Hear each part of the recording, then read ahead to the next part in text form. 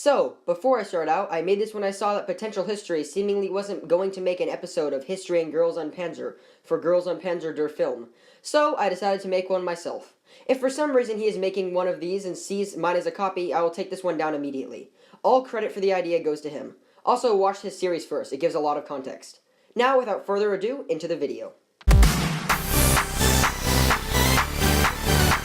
Girls on Panzer movie kicks off with the British team from the school St. Gloriana's with Darjeeling in command, sipping tea in their tanks. As the camera zooms out, we get introduced to the first British team's tank. The tank, which has just had its guns zoom out of, is a Churchill Mark VII, a variant of the Churchill designed in 1940 and used from 1942 to 1952 in British service. It saw use around almost all of Britain's colonies, though it was mainly used in Europe. As we zoom out more, we also get a glimpse of three other British tanks, all Matilda Mark IIs. The Matilda II is an infantry tank, designed in 1936, and was in service from 1939 to 1942. This tank was one of the best protected tanks in the world when it came out. It saw use mainly in Europe and North Africa under British command, but also in Russia and the Pacific under Lend-Lease. Then we see other tankers talking. Panzer 4! And roll credits!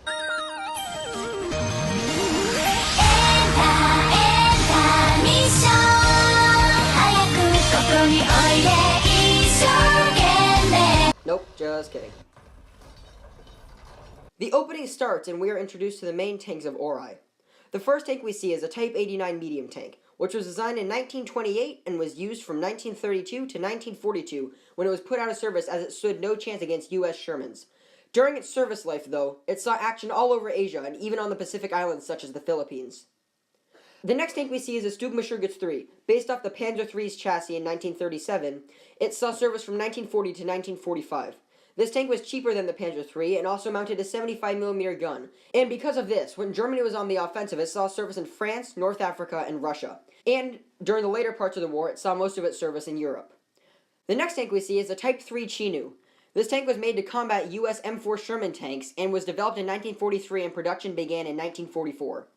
166 tanks were made before the war's end, but none saw service as they were positioned on the mainland waiting for the U.S. invasion, which never came. The next tank we see is a Jagdpanzer 38T, which I will call a Hetzer, though it is incorrect for the sake of time. The Hetzer was made off the Panzer 38T's chassis in 1944, with over 2,500 being built in a short amount of time. Though this tank was more cost-efficient than open-top tanks like the Martyrs, it was incredibly cramped and most crews didn't like it.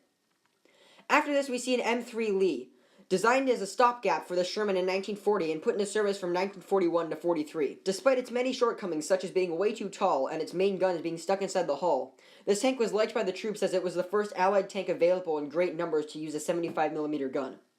Next we see the Char B1, a French heavy tank developed in 1919 and used from 1935 to 1940.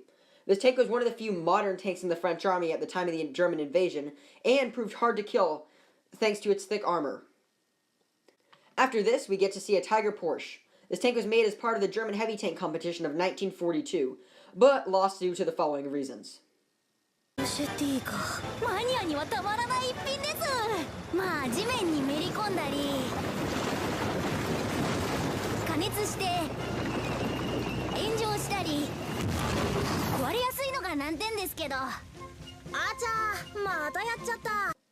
Finally, we see the lead tank commanded by the protagonist of this series, Miho Nishizumi. Her last name is based off the Japanese legend of Nishizumi, a true story about a Japanese farmer who became a tank ace in the Second Sino-Japanese War. Her tank is a Panzerkampfwagen 4H. This tank was designed in 1934 and was used from 1939 to 1945. This tank became the backbone of the German army as it was decently reliable, had a decent gun and armor. This variant shown here was used from 1943 to 1945 and was the most advanced version of the Panzer IV build.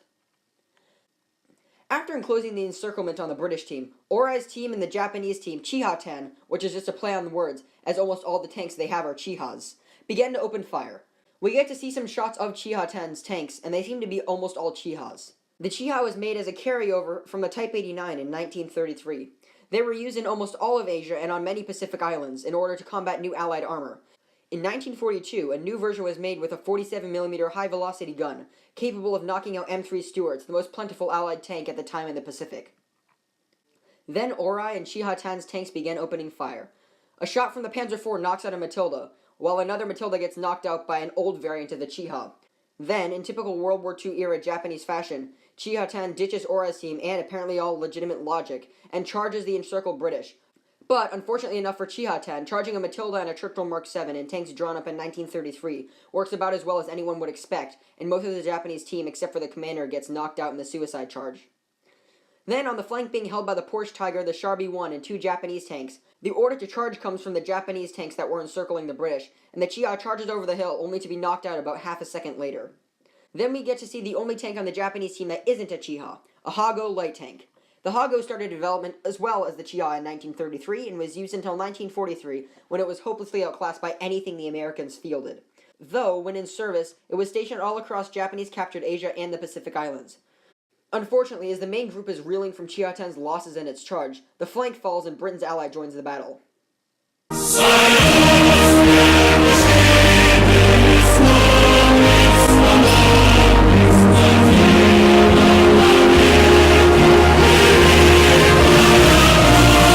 The Russians move into battle, and you see their main commander, Katusha, and their second-in-commands, Nona and Clara. You also get to see a shot of all of Pravda's tanks, the Russian team's name as a reference to the Soviet newspaper. Pravda's force is mainly made up of T-34-76s and T-34-85s. The T-34-76 started production in 1939 and presented a nasty shock to the Germans. It had a 76mm gun and sloped armor that was almost invincible to any gun the Germans had at the time. After the Tiger and Panther entered the battle in 1943, the T-34-85 was built to counter this. It added a modified turret and an 85mm gun, and it was so successful it's still in use with some countries today. Pravda also fields one IS-2. This tank was developed in 1942 and used from 1944 to 1945 in response to the big cat tanks Germany was fielding. Its 122mm gun could slice through the armor of a Tiger or Panther at a range of almost 1 mile, and it paved the way for much stronger tanks such as the IS-3, a major tank in the Cold War. Also, Clara and Nona only speak Russian to each other. Да, хорошо, если все получится. Нона, Клара, 日本語で話しなさいよ. Что? Got him! Got him! Then, the British team moves out of their Gulf pit, and the Russian team moves up to close the circle on Orai's team. As Orai's tanks try to stop the Russians from grouping up with the British, 4 Crusader tanks come out of the woods. The Cruiser Mark VI Crusader was designed in 1938 and used from 1941 to 1943 in its normal variant. It was pretty good for the time, though its 6-pounder gun was lacking, and it was put out of service when M4 Shermans arrived. When in use, though, it saw service throughout almost all of North Africa. With the British and Russians coming in from 2 sides, they disengage and retreat into the town. As they do this, a team watching the round from Finland comments, もうせっかくのチャンスを不意にして何やってんのよ。人は失敗する生き物だからね。大切なのはそこから何かを学ぶってことさ。You know, I have no clue what chance they had, but maybe that's because I can't see it because I'm not Finnish. Anyway, they retreat into the town, and for plot purposes, the Russians who are right behind them don't fire a single shot. They try to split up the Russian force in the town, but get blocked by the Crusaders. So they move the Char B-1 to the front of the line and ram the Crusaders out of the way. Then the Russians give chase to Orai's flag tank, and the rest of the Orai's team sets up positions to lead them into a trap. While they are doing that, the M3 Lee waits in the back and catches the IS-2 alone. They close the range on the IS-2 so the long 122mm gun can't hit them, but...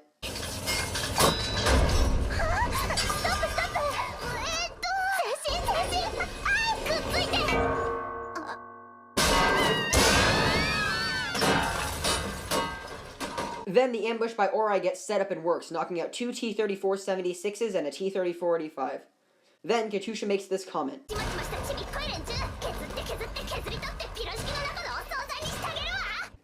which could be a reference to how the Russians beat the German spearhead formations in 1943, but taking off the weaker tanks on the side until the main tanks got surrounded.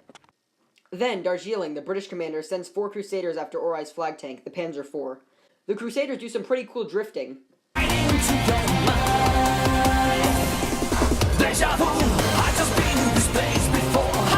But the Panzer IV evades them and knocks them out one by one. Also, these names though.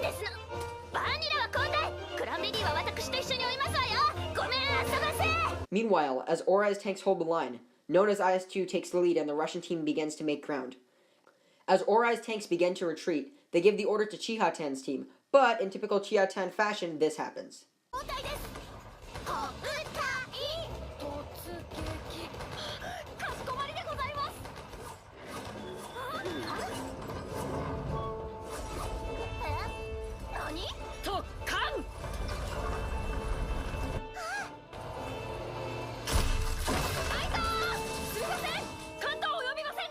Congratulations, you played yourself. Then the Russian team advances and they knock out the Tiger P. Oarai team splits up, and after some short skirmishes in the city, one which mirrors an earlier battle of St. Gloriana's with a twist,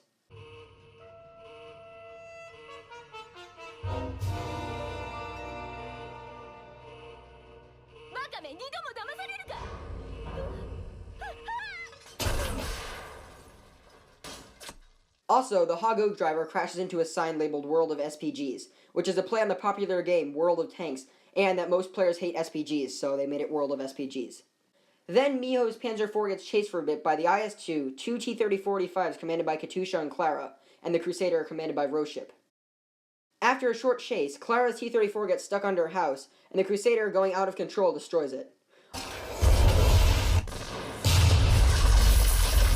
Also, they balance a Char B-1 on the bridge to knock out a T-34. Then, the chase for Darjeeling's command tank goes by the beach and a KV-2 comes out of the water. The KV-2 was drawn up in 1920 and saw some action from 1939 to 1942. In its short life, this tank encountered many problems, but, when used correctly, it could be used to devastating effect, and a famous example being that of Oarai. The KV-2 fires 2 shots and then tries to turn its turret and falls over and gets knocked out. Then, after doing a pretty cool turn, the Stug 3 gets knocked out. Also, the Type 3 gets knocked out on the move by Katusha's T-30-45. Then the Churchill goes over a seawall, and when the Char B-1 tries to follow, this happens.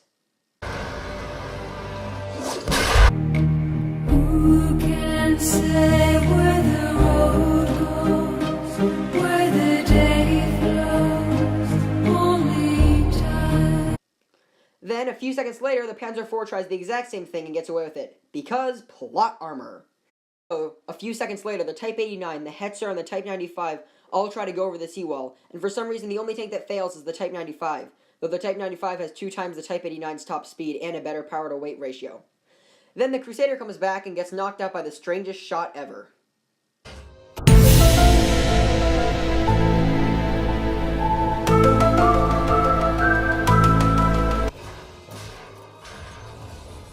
The Panzer IV and the Churchill both disengage at the same time, and when they come back, the Panzer IV fires first, but it hits Katusha's T-34 that snuck up. Then the Churchill fires and knocks the Panzer IV out, thus ending the round in favor of St. Gloriana's and Pravda.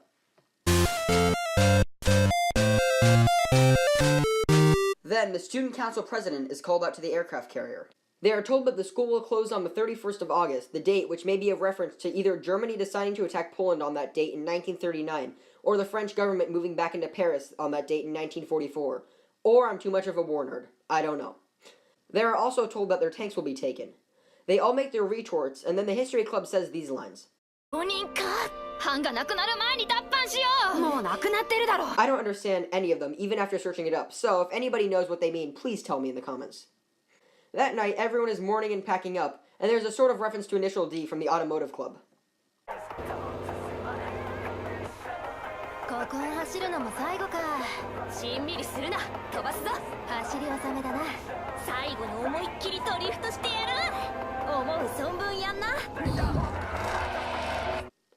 Also, the Chinu commander is playing a video game, and on one of her screens, there's a picture of a Leopard 2A6, and the game she is playing is formatted kind of like the Girls and Panzer game for mobile, the Great Tankery Operation. Later that night, Mio goes one last time to see the tanks and find out that everyone is there to see the tanks one last time before they are taken away. Then, the US team, Saunders High, comes to pick the tanks up in a Lockheed CM5 Super Galaxy, and they file a report saying they somehow lost 8 tanks. The next morning, their school carrier, which is a giant version of the IJN Zuikaku, leaves port to be scrapped. Also, plot rain. And it seems like the Stug team kept their banners from the first fight. They take buses to a new location, and are pretty depressed for a while, until Saunders decides to drop their tanks off in the middle of a highway, which must be breaking some sort of law.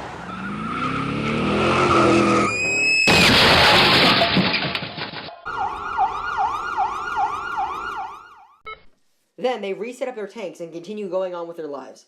The Stug team plays some game on it, which looks a little bit like Memoir 44, and the Tiger team works on a new engine accelerator. The next day, Mio is driving the Panzer IV down the road, and she sees a broken-down museum for a bear named Boko. They go up to a bear on a pedal, and it says it will fight them, and then just dies. And then Yukari roasts Italy.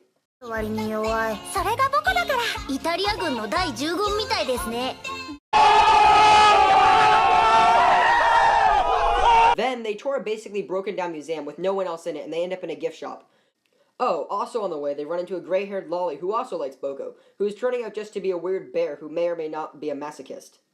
In the gift shop, Mio tries to get the last of some Boko bear, but the lolly also reaches for it at the same time and Mio gives the bear to her. Meanwhile, at the Tankery Federation HQ, the student council president there is trying to negotiate. Outside, they have a British Whippet light tank. In the building, there's a painting of a Soma S-35, a painting and a model of a T-35 Super Heavy tank, and a painting of a Chinu. They also discuss a way to save their school. Later that night, Miho is waiting for transportation on a ship that looks a little bit like the IJM Mikasa, though I definitely could be wrong. Then she goes to her sister's house and they go on a ride on a Panzer II. Also, flashbacks. Then a major tankery leader shows up on an OH-1 attack helicopter to discuss Oarai being shut down. Also, Miho's mom has a Mark I tank painting. Then they threaten the Mex guy, and he agrees to give Oarai one last chance not to lose their school. They just have to win against a university team. Then, it gets cut to a shot of a Yog Panther being knocked out by a Sherman as it moves along a bed of knocked out Panthers, and it's revealed that the gray-haired lolly's name is Alice, and that she's the leader of the university team. Back at the discount school, the student president tells them that they have to beat the university team. Also, inspiration stuff. You also see a poster with an M26 Pershing from the university with a bunch of knocked out IS-2s in the background. This match is set to be an annihilation round, where there's not a flag tank, and you need to knock out all enemy tanks to win. They realize that they're 8 against 30, so they send out messages for help from all the other schools they know. Then there's a montage of them getting ready for the fight, and a reference to some random show, though I have no clue what it is. Then they meet in a field for the final match, and at this point there's probably only one thing going through Miho's head. Congratulations, you played yourself. And on that note, that's all there is for this 2-part series. Because I didn't really want this to be almost an hour long, I'm making this a 2-part. Thanks for watching, and I'll see you in the next video.